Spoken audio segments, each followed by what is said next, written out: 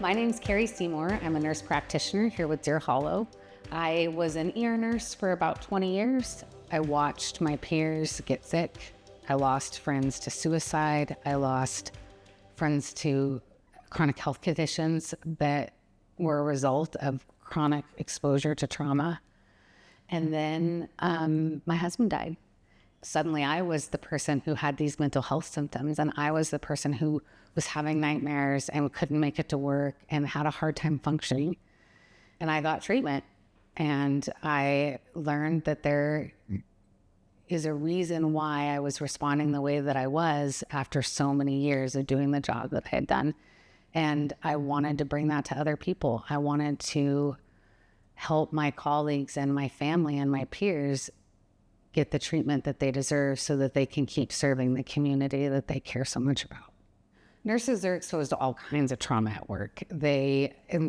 Sometimes it's really obvious. Sometimes they come in and they know that they're seeing people who are at the end of their life, or they're seeing people who are severely injured.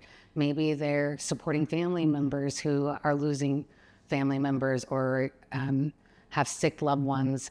They're responsible for answering questions. They're responsible for almost being the team leader, and that can make a person feel responsible for outcomes. When a nurse has experienced a lot of trauma, it kind of creeps up on you. It manifests. Sometimes it's just as simple as, I don't want to go to work today. Or you notice that you're more irritable with your patients, or you're less patient than the way that you used to be. You don't feel happiness or joy the way that you used to. These are just little pieces that start to come in, and then it can catalyst into something much bigger.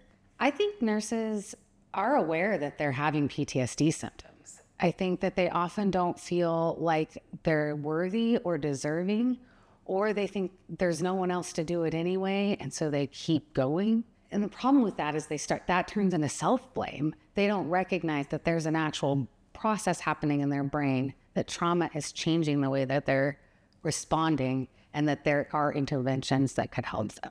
I think what brings nurses in, or prompts nurses to realize that they might be in trouble, is substance use. When you start to numb and if you're looking forward to that first glass of wine when you get off work, those are big signs. Not wanting to go to work, irritability, impatience with your patients.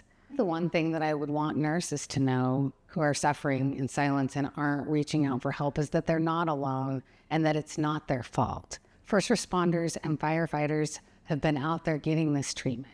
Ask your friends, ask your peers and your colleagues, because there are resources out there for you. You don't have to leave nursing. There is help. You just need to ask.